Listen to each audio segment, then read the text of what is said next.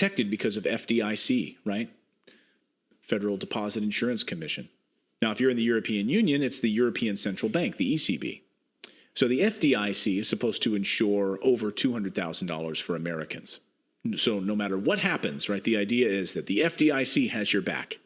$200,000, good. Anything above that, though, that's risky, right? That could be lost. We don't know. But we will make sure that we would get money out to you, $200,000. That's insured by the FDIC. In Europe, it's 100,000 euros, thanks to the European Central Bank. But not so fast. And this, folks, perhaps is the real story here, the deep part of this story. Because what happens when the FDIC and the ECB suddenly don't have enough money to cover those people that want their money in cash?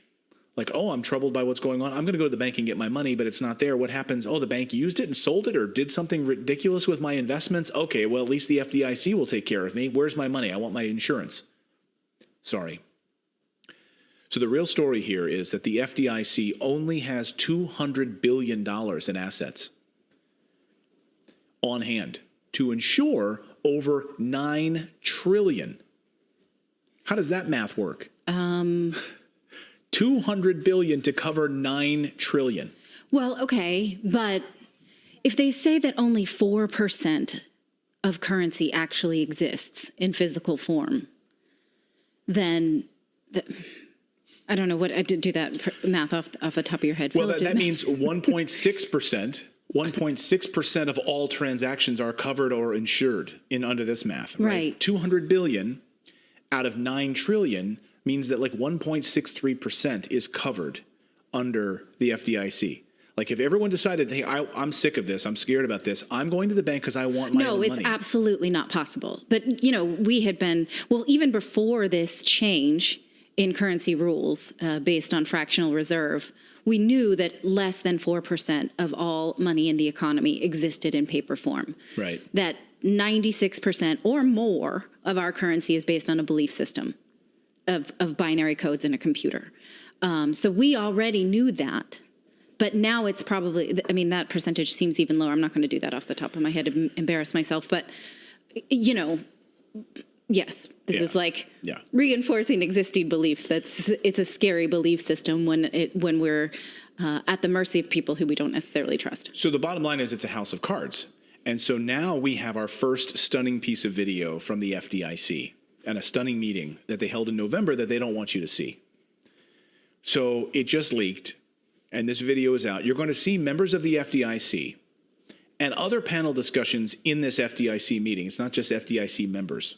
It's lawyers, it's bankers, but they're all around a table having a meeting admitting that a crash is coming. They're saying this. And they're also saying publicly in this meeting, and they all kind of laugh about it, that they don't have any faith in the banks. They also admit on camera that they don't want you to know this because only people who need to know that it's coming should be notified, i.e. the wealthy. They don't want you to know about this, and they say it in this meeting. You common people shouldn't be told because you would take your money out of the banks and then they wouldn't be able to use your money for bail-in purposes to save the banks. We'll let the rich people know about this, just like in March 2020. They made moves because we alerted them. They sold their stocks. They were in the know. They were fine. And you got screwed. And they're saying this in this meeting. This is the FDIC meeting. I'm going to show you a couple of different sound bites here. This is amazing. Watch. Should be accessible when people need to know. But I don't think you have much hope of reaching a public that doesn't have a professional need to know. I completely agree with that. I almost think you'd scare the public if you put this out. Like, why are they telling me this? Should I be concerned about my bank? Like, my insurance company doesn't tell me what they're doing with my assets. They just assume they're going to pay my claim. Right? I think you've got to think of the unintended consequences of taking a public that has more full faith and confidence in the banking system than maybe people in this room do. You hearing them laughing? They're laughing. That's really stinking condescending. What I hear from that is like, run along, little girl. Yeah. You don't need to know. And also, ever heard of FTX? Because, yeah, we don't like that. When we realize that people are doing stuff with our money that's untoward. Turns out not a great idea. So we don't have faith in the banking system in here, and they all laugh. They're like, yeah, none of us do. We're the FDIC. We can't tell the little people what's really going on here. It'll just scare them, and their little brains can't handle it. Because if they do, oh my God, they might panic, and they might actually want their own money that they worked 40 years of their lives for. We want them to have full faith and confidence in the banking system. They know the FDIC insurance is there. They know it works. They put their money in. They're going to get their money out. So there's a select crowd of people that are in the institutional side. And if they want to understand this, they're going to find a way to understand this. There's a bunch of law firms represented in this room. There's a bunch of people that charge them by the hour a lot of money to explain this all to them. And it's fine. I don't have a problem with that. And they all have huge staffs. But I would be careful about the unintended consequences of starting to blast too much of this out in the general public. I wondered whether there are some market tests of whether you're being heard.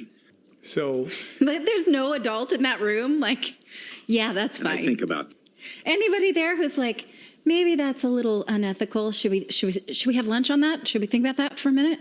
no, because they keep going. And that's just the first little chunk of this. So you're too stupid. We don't want you to know, the average person to know about this. If you're wealthy and you're plugged in and you've got a large legal team and you can pay people by the hour to figure all this stuff out, yeah, you can figure it out. I mean, the average he kind of person, has a point. He does have a point. You know, the system is because rigged. like when they announced there was a pandemic, a viral infection, toilet paper was like impossible to get. You know, there was a run on toilet paper. So I get that the fact that there would be a run on the banks, and it could devastate the banks. You know, It will. because people, yeah, totally, because of the way that they're structured. exactly. It's a scam. Like, it's a scam. And the great house of cards is going to come down. When the collapse comes, the FDIC admits that they will send out an announcement. So get ready for this. They admit they will send out an announcement and they will tell us not to use money. This is how that's going to go down. They tell us that they plan on telling us on a Friday night. See if you can guess why they would tell us on a Friday night that the banking system has collapsed. Don't worry, don't use any money. We'll figure this out and we'll take care of you or not. We'll tell you on a Friday night. Listen to her explain when this will happen. Watch. How would we use targeted guarantees to allay concerns about excess cash use? There's a lot of questions here. And so, there are a lot of things we've been thinking about, and what we want to hear from you today is what you think the priorities would be in order to go about setting expectations appropriately in public about how we would execute Title II. So that if and when we do have to have that announcement on Friday night, ideally Friday night, that people are in a position to receive it, understand it, and say, yeah, that works. And we can see how this will happen. Of course, there will be doubters, but there's a lot of things going on. Okay, thanks for that. So Friday night, of course, in the banking system is closed. So people all weekend can just be at home freaking out because, oh, wait a minute, I just lost. What's going to happen with my money? Yeah. My bank's going, we're in this economic, what the hell are you going to do about my money? It's gone. They're admitting this is coming. And they're saying that they managed to pull their money to safety. The rich people will pull their money to safety ahead of time. But most people were totally screwed because they weren't in the know. This is what happened in 2020, right? Those people got screwed because they weren't in the room where it happened. They weren't Bill Gates. They didn't get the heads up, the phone call from Nancy Pelosi. Here is how he actually admits that. Some people will be screwed by this. Watch. spread should respond to good and bad news about the institutions, and it's really important. I mean, it's a little bit conflicted, right? I mean, it's important that people understand they can be bailed in, but you don't want a huge run on the institution. But they have, I mean, they're going to be. And it could be an early warning signal to the FDIC and the primary regulators when these things happen. And there may be some other prices. This is similar to what Jay was saying in the market that you can tell whether people understand who's going to be protected, who isn't going to be protected. It would be, I think, an interesting study to look at the evolution of market prices in a situation like March of 2020, for example, and see whether people understood what might happen. I might go further than that, Don, because I think that So listen to this next guy. This is unbelievable. So this guy just admitted, like, that most people didn't understand because they weren't educated about it. The people that were in the know managed to be okay. The people that got screwed because they weren't in the, we wouldn't give them information. Listen, though, to the next guy. you look at the evolution, I think we have to sit down and talk to long-term debt investors and make sure that they, as a stakeholder group, fully understand bank debt today is not what it was before. It is not principal protected by design. And I think that expectation, I like how you started off, Betsy, like it's all about expectation setting. And I think that is absolutely critical. If that doesn't hold, this whole thing doesn't hold. And so I think it's one area to focus on. So if the expectation doesn't hold, then this whole phony house of cards collapses, is basically what he's saying. Did I read that wrong? If the expectation doesn't hold, the expectation that our banking system is fine, Meaning we need collapses. to maintain the ruse. Yes, we need to maintain the facade, is what he's saying.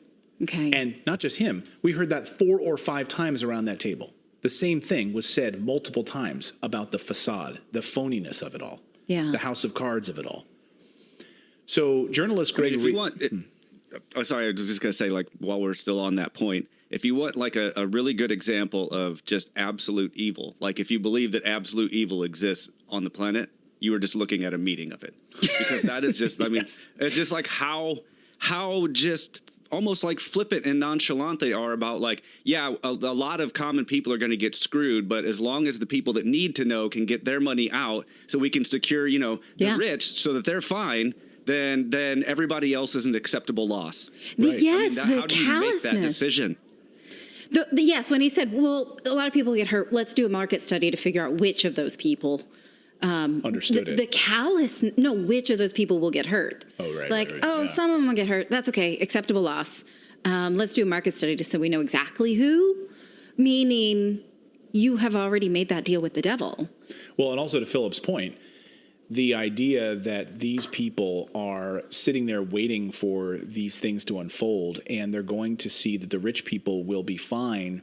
And he brings up the point throughout the meeting where we've got to try to basically convince these rich people just to keep in the system. It's kind of like the Bernie Madoff story again, right? Mm-hmm. Bernie Madoff trying to convince his biggest investors not to withdraw. Like if he can keep those 4 or 5 big guys in the game, then he can support this house of cards. And they make mention of this throughout the meeting, that if we've got to keep the big players. Yeah. Really? Who's going to stick around for that? Yeah. When the music stops, will they be standing there? It certainly didn't happen for Bernie Madoff. Isn't it, Philip? It's like it looks like a Simpsons sketch. All of these, like Mr. Burns. Old powerful people. You can find this in You can find this in any like Marvel comic for when you got like the meeting of the villains. You go back to the very beginning, and every meeting of villains looks and sounds just like this. Because they're never like trying to like, you know, actually like literally destroy the world. They're always doing something like this, some nefarious, like this is how we like enslave the entire population to our will. Yeah. And you're just watching it, and people are just like, hey, no, this is cool. This is fine. So, it's crazy. So journalist Greg Reese just reported that he has a source at the European Central Bank who was just assigned an urgent project related to bail-in capability, meaning how the Europeans will begin to structure bail-ins. Like, this is happening, folks. And he's been pulled into an urgent meeting, the European Central Bank. So the ECB, Reese said that his source for the new ECB project goal is to build a data infrastructure for the financial market infrastructures, which are the networks that allow financial transactions to take place to report the ECB about the capability of banks and capital markets, to absorb losses and then to execute bail-ins, he says, as quickly and efficiently as possible. So identify and then immediately target and push those bail-ins to take people's capital. Basically, so it won't create these ripple effects. We'll just steal these people's money over here in order to offset what's going on over here. This urgent project makes clear that the ECB is expecting a system collapse, he says, and that they know it is uncontrollable and unforeseeable. So bottom line, the banks don't have your money. If you want to go and get your money, good luck. If you think the FDIC and the ECB insurance will cover your money, you're wrong. Here they are actively admitting and telling you the truth about this. So when this house of cards will come crashing down, I think really important, bottom line, to protect your family outside of this system. Yeah. And this is why I talk about get cash out. Get cash out. If anytime you have the opportunity, when you're at an ATM or other, take as much as you can to have. When I was traveling, I checked our bank statement because we were apart, and I looked in and I said, "Honey, what's going on? Why do you keep taking cash out? Do you have a gambling problem that I don't know about?" And he was like, "I told you we need to be pay attention." Now that we've said that, pay attention. So if anyone sees you in the street, they're going to be like, "Hey, guy." Well, I don't keep it on me. I make sure it's safe in appropriate places, but. Like in safety deposits and stuff like that, you've got to make sure you've got proper places. But the bottom line is, again, that's why we're seeing this crypto. I think, we're seeing crypto jumping up over the past couple of weeks again. Gold, silver prices, making sure that you've got money in precious metals and other assets, things that you control, as well as having cash on hand. If I may, I'd love to recommend an awesome book about the history of currency called Layered Money by Nick Bhatia. I found this so fascinating, this book. I read it about a year and a half ago. And he does make the point that every government currency has failed because governments cannot resist the urge to enrich themselves through currency. And in fact, there was never any reason for governments to be involved in currency, period. The Roman Caesars did it just for branding, basically to put their faces on it, and then they could not resist pulling metals out of the standardized coin so that a nickel had less nickel, and that enriched the government. So this is not new to society. We can collectively survive it, but we should absolutely understand it in historical context. A lot of people asking in the chat, when is this crash coming? Who knows if anyone had a crystal ball on that exactly. All I'm saying is to be prepared. You know, put things in place now where you can actually here's the thing, if you've got $5,000 in